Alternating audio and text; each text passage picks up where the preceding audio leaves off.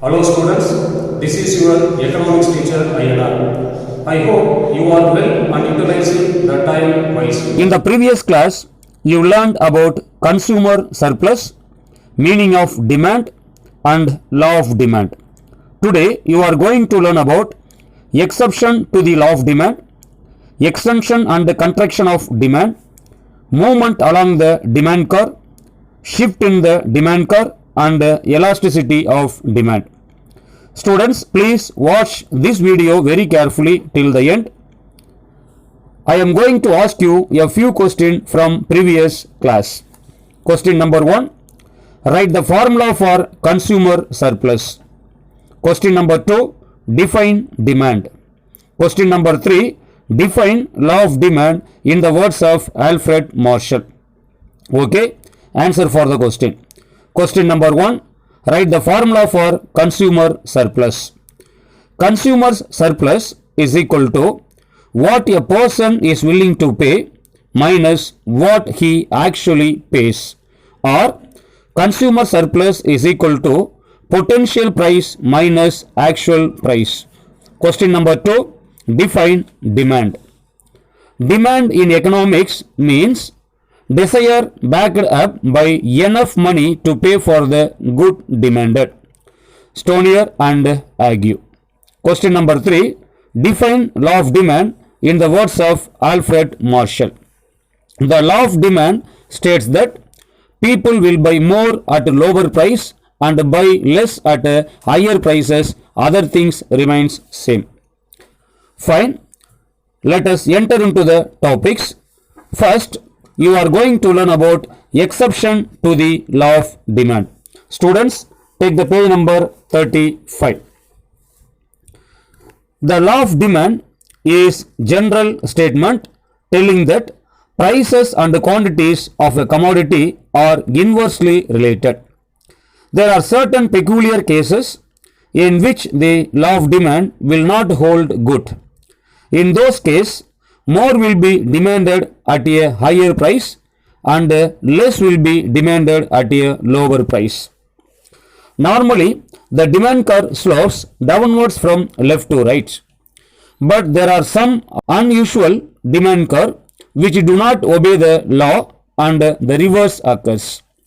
A fall in price brings about a contraction of demand and a rise in price result in an extension of demand. Therefore, the demand curve slopes the upwards from left to right. It is known as exceptional demand curve. Student, see the diagram. In the diagram 2.6, DD is the demand curve which slopes upwards from left to right.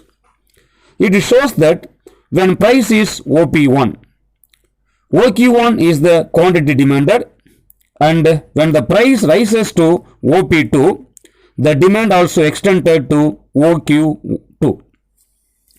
Next, reason for exceptional demand curve.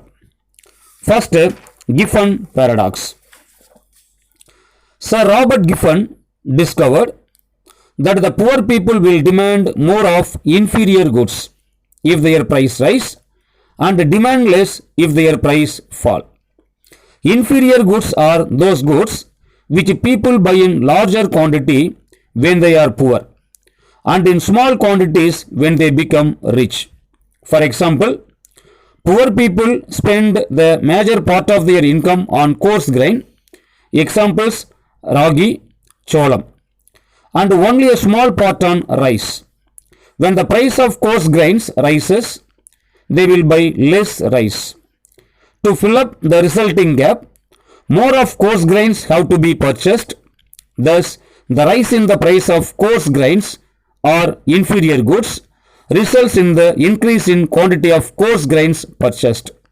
This is called Giffen paradox. In this case, the law of demand has an exception. Here, in short, the Giffen goods or inferior goods is an exception to the law of demand. When the price of an inferior goods falls, the poor will buy less and vice versa.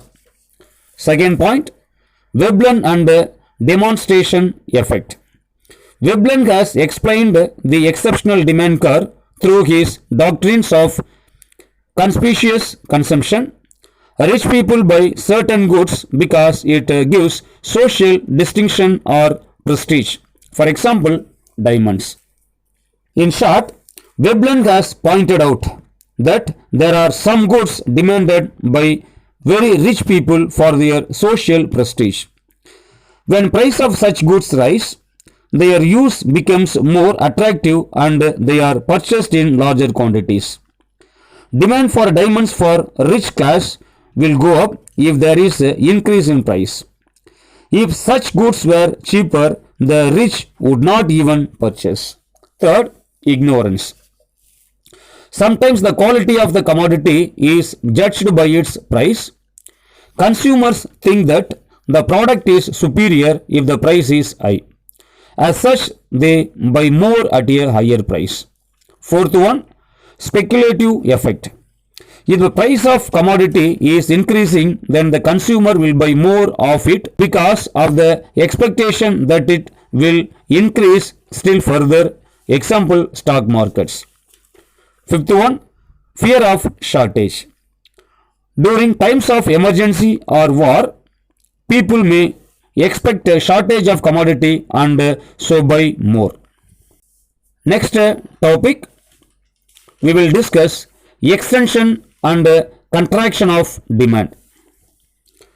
The change in the quantity demanded for a commodity due to the change in price alone are called extension and contraction of demand. In other words, buying more at a lower price and less at a higher price is known as extension and contraction of demand. The demand curve does not change its position here. When change in demand for a commodity is entirely due to change in its price, it is called extension or contraction of demand. The extension or contraction in demand are movements on or along the given demand curve. It is shown in following figure. When the price of a good is OP2, demand is OQ2. If the price of goods falls to OP3, the demand expands to OQ3. Thus, extension in demand is Q2, Q3. On the other hand, when the price of goods rises to OP1, demand contracts to OQ1. Thus, contraction in demand is QQ1. Next topic, movement along demand curve.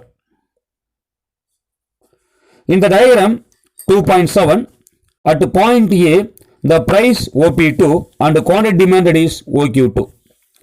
When the price falls to OP3, the quantity demanded increases to OQ3. If the price rises to OP1, quantity demanded increases to OQ1. Next topic, shift in the demand curve. One of the basic assumptions of economic theory is other things being equal. Other things are income, taste, population, government policy, technology, price of related goods, etc. Change in such factors will bring about increase or decrease in demand. Here, a shift in the demand curve occurs with a change in the value of variable other than its price in the general demand function. An increase or decrease in demand due to change in conditions of demand is shown by way of shift in the demand curve. On the left hand side of the diagram 2.8, the original demand curve is D1 D1, the price is OP1 and the quantity demanded is OQ1. Due to change in the conditions of demand, the quantity demanded decrease from OQ1 to OQ2. This is shown in the demand curve to the left. The new demand curve is D1 D1. This is called decrease in demand. On the right side of the diagram 2.8, the original price is OP1 and the quantity demanded is OQ1. Due to change in other conditions, the quantity purchased has increased to OQ2. Thus the demand curve shift to the right D1 D1. This is called increase in demand. Extension and contraction of demand follow a change in price. Increases and decreases in demand take place when price remains the same and other factor bring about demand changes.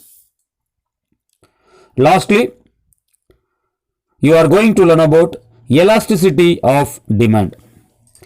Elasticity of demand. Student, take the page number 37.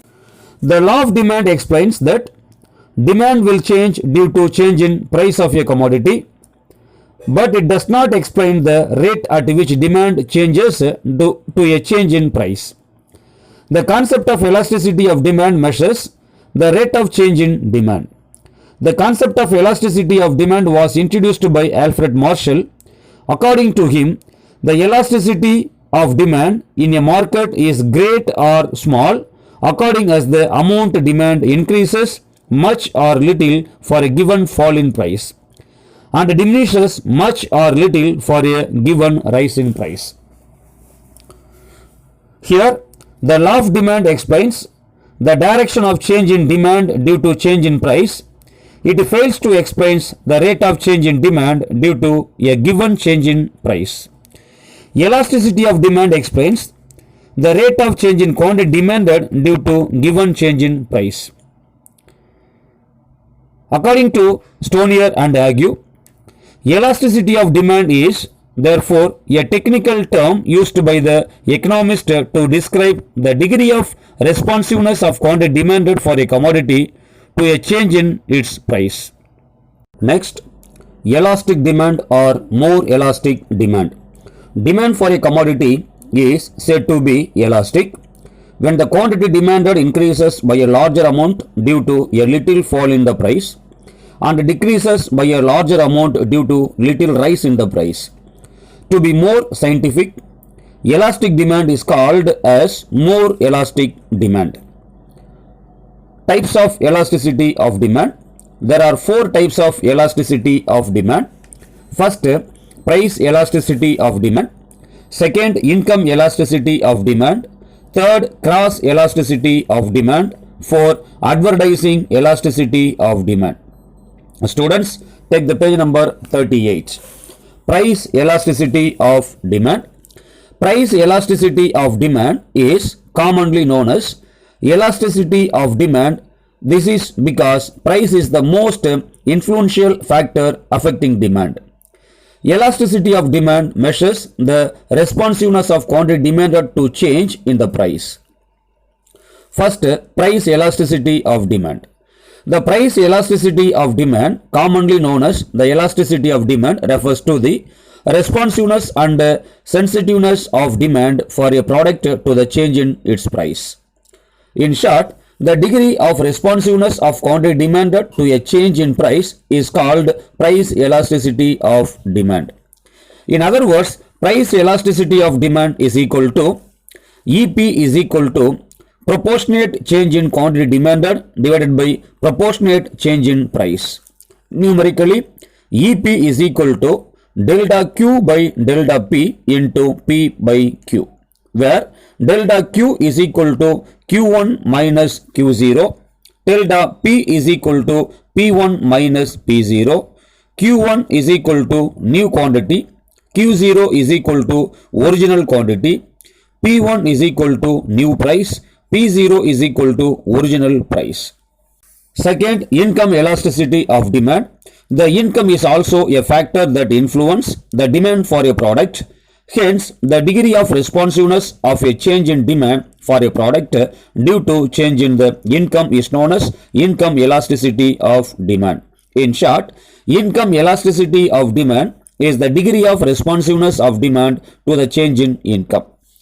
The formula for compute the income elasticity of demand is EY is equal to proportionate change in quantity demanded divided by proportionate change in income. For most of the goods, the income elasticity of demand is greater than 1, indicating that with the change in income, the demand will also change, and the two in the same direction. That is, more income means more demand and vice versa. Third, cross elasticity of demand. The cross elasticity of demand refers to the percentage change in quantity demanded for one commodity as a result of a small change in price of another commodity. This type of elasticity usually arises in the case of the interrelated goods such as substitutes and complementary goods. In short, the responsiveness of demand to change in price of related good is called a cross elasticity of demand. In other words, it is the responsiveness of demand for commodity X due to change in price of commodity Y. In cross elasticity of demand for good X and Y can be expressed as EC is equal to proportion change in demand of commodity X divided by proportion change in price of commodity Y. That is, EC is equal to delta QX by delta PY into PY by QX. The relationship between X and Y commodities may be substituted as in the case of tea and coffee or complementary as in the case of pen and ink. Measures of cross elasticity of demand. Infinity. Commodity X is nearly a perfect substitute for commodity Y. 0. Commodities X and Y are not related. Negative. Commodities X and Y are complementary. Fourth, advertising elasticity of demand. The responsiveness of the change in demand due to change in advertising or other promotional expenses is known as advertising elasticity of demand. It can be expressed as EA is equal to proportionate change in demand divided by proportionate change in advertising expenditure. Next, levels or degrees of price elasticity of demand. Definition. The price elasticity of demand is commonly known as the elasticity of demand, which refers to the degree of responsiveness of demand to the change in the price of commodity. There are 5 measures of price elasticity of demand. First, relatively elastic demand, if the value of elasticity is greater than 1. Second, relatively inelastic demand, if the value of elasticity is less than 1. Third, unitary elastic demand, if the value of elasticity is equal to 1.